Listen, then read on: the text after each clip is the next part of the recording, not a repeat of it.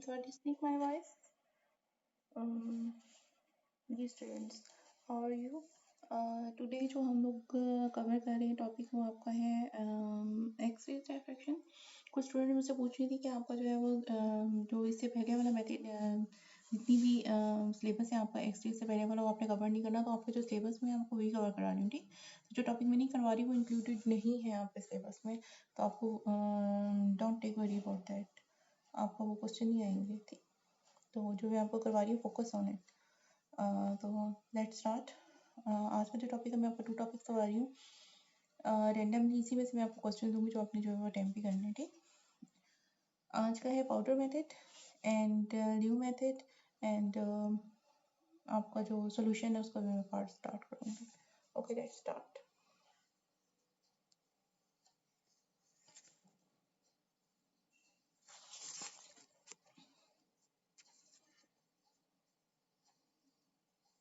Okay, let's see. हम लोगों ने जो है वो लास्ट टाइम कवर किया था topic x-rays structure of sodium chloride तक। स्ट्रक्चर ऑफ सोडियम क्लोराइड को मैं रिपीट कर रही हूँ। ठीक है, फर्स्ट ऑफ ऑल तो आपका face of sodium chloride crystal है, इसमें मिलर इंडिसेस जो है वो 100 है और वैल्यू ऑफ थीटा 5.9 है, एन जो है वो 1 है, देन साइन 5.9.1 के इक्वल होता है। Then you substitute the value in the Bragg equation और यहाँ से आप जो है displacement between the two crystal find out कर सकते हैं, विच इज 4.85 लैम्डा। ठीक, now first question is that okay, what is the d value for the sodium chloride structure? ये आपका पहला क्वेश्चन है। ठीक, reply that. Next one is the powder method, कि हम कैसे जो है वो कैलकुलेट कर सकते हैं किसी भी हमने डी फाइंड आउट करना हो तो हम इसको जो है मैथमेटिकली कैसे फाइंड आउट करते हैं। पाउडर मेथड है, क्रिस्टलाइन सब्सटेंसेस जो होते हैं उसको हम एनालाइज करते हैं, उसको हम पाउडर फॉर्म में लेते हैं, तो दैट्स वाई जो है वो डी बाई शोर ने 1916 में जो है वो एडवांस्ड मेथड जो डेवलप किया था, कि जिसमें हमने जो सोर्स जो है वो आपका बेसिकली जो आपका सोर्स था, सोर्स ऑफ लाइट जो था, सोर्स ऑफ मोनोक्रोमेटिक एक्सरेज जो है वो फाइन क्रिस्टलाइन पाउडर में जो है वो लेकर उसको जो है वॉल कैपिलरी ट्यूब में जो है उसको इनटेकन किया था। और इस पार्टिकल्स को, जितने भी आपके पार्टिकल्स थे जो पाउडर फॉर्म में थे, they act as a tiny crystal, यानी ईच इंडिविजुअल पार्टिकल जो है उसको हमने क्रिस्टल्स को जो है कंसीडर किया था।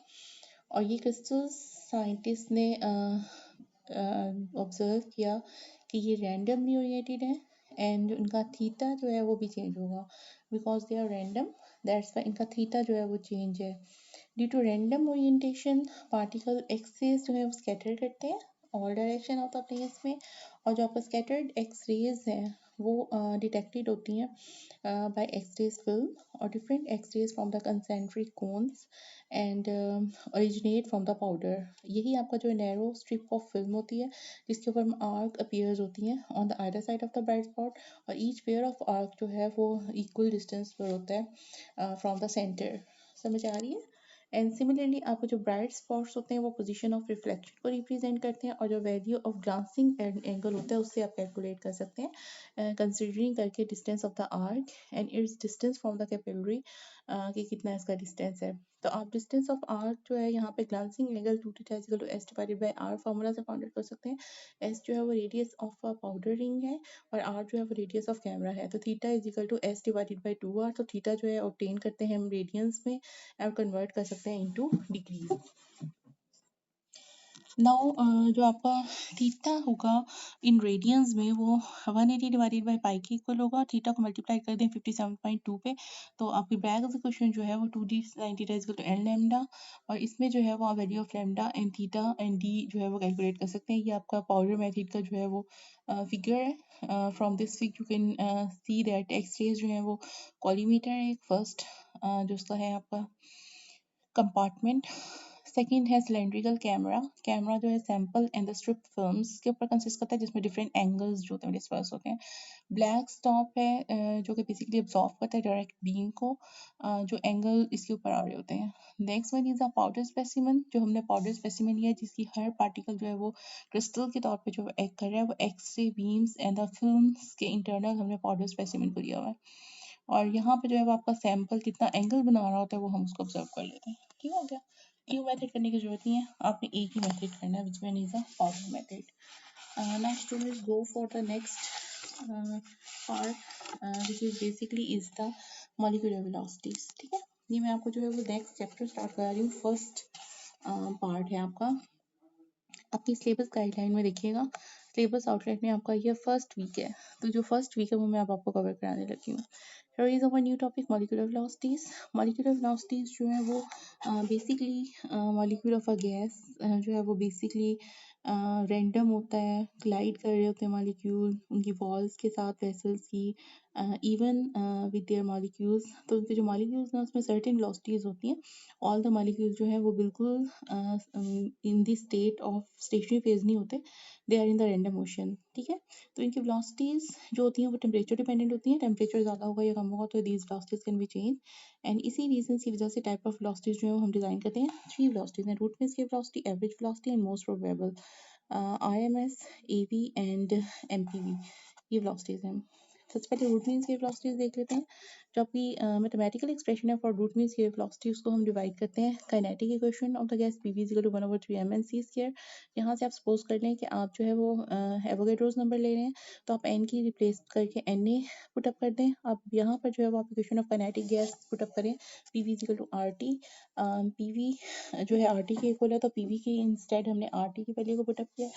RT की वैल्यू पुटअप करने के बाद you can calculate here 1/3 mc square, क्योंकि आपका मैस एंड एन ए एक मोलर मैस की इक्वल होती हैं। रिप्लेस दिस पार्ट, तो आपके पास इक्वेशन जो है वो शॉर्टन फॉर्म में आ जाएगी, average C square is equal to 3RT divided by m। ठीक हो गया, तो यहाँ से हम जो CRMS फाइंड आउट कर सकते हैं with the under root the equation. तो अंडर रूट द इक्वेशन वो CRMS के बराबर होगी √3RT/m। तो 3RT/m जो है ये वैल्यू होगी आपकी। अंडर रूट को आप 3 को आप सेपरेट ले लें, RT/m जो है वो depend upon the gas, just like जो टेम्परेचर ले रहे हैं, जो molecular mass of a gas, just like nitrogen ले रहे हैं तो 28 होगा। ठीक है, और इसी तरह से अगर हाइड्रोजन ले रहे हैं तो उसके अकॉर्डिंगली जो उसका मॉलिक्यूलर मास है वो उसका मास होगा 1.37। लास्ट जो आपका √3 है 1.7 के बराबर होता है, 1.7 √RT/m। इसी क्वेश्चन के through root mean square velocity जो है CRMS of the gas molecules जो है वो डायरेक्टली प्रोपोर्शनल होती है square root of absolute temperature के, एंड इनवर्सली प्रोपोर्शनल होती है square root of the molar mass के। इट मीन्स कि जो आपके हैवियर मॉलिक्यूल्स होते हैं with the greater molar mass move करते हैं slowly, and the more ever we know to know we come to know that the elevated temperature makes the molecule to move faster। next one is average velocity। average velocity means कि all the velocities का जो है वो आपका sum up, it means कि जो आपकी mean of all the possible velocities हैं वो, जैसे like अगर आप 10 velocities ले रहे हैं तो divided by 10, each individual velocity divided by 10। तो अब यहाँ पे हम C1 C2 C3 and Cn कर लेते हैं divided by n जितने नंबर है टोटल। तो आपका C जो है वो बेसिकली ऑब्टेन करते हैं Maxwell of distribution of energy, वो क्या है C 8RT/πm।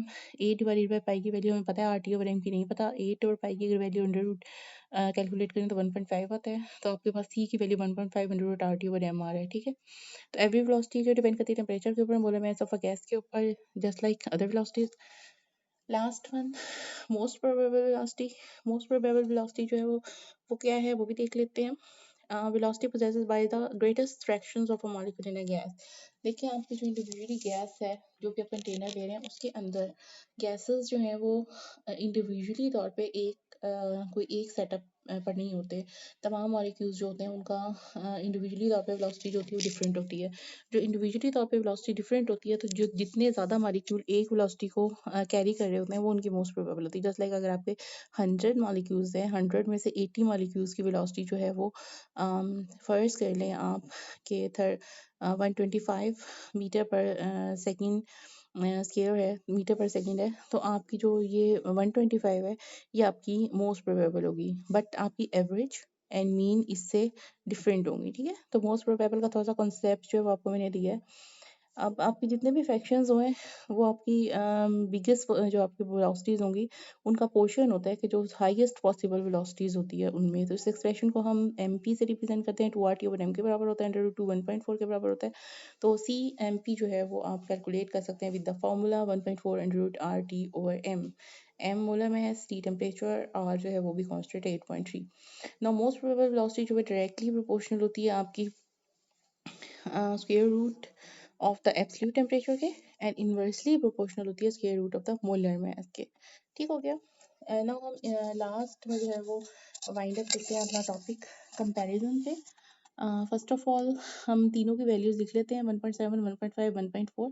तो आपकी जो वैल्यूज़ हैं उसमें root mean scalar velocity is maximum value है, द मोस्ट प्रोबेबल जो है वो आपकी लीस्ट वैल्यू होती है अमॉन्ग द थ्री वेलोसिटीज। देख रहे हो आप 1.4 सबसे लेस्ट है तो एमपी, और सबसे हाईएस्ट जो है वो सीआरएमएस है। कैलकुलेट, ये आपका है assignment, calculate CRMS C and MP of oxygen molecule at 25 degree centigrade, but you expect this velocity of hydrogen will be at 25 degree centigrade.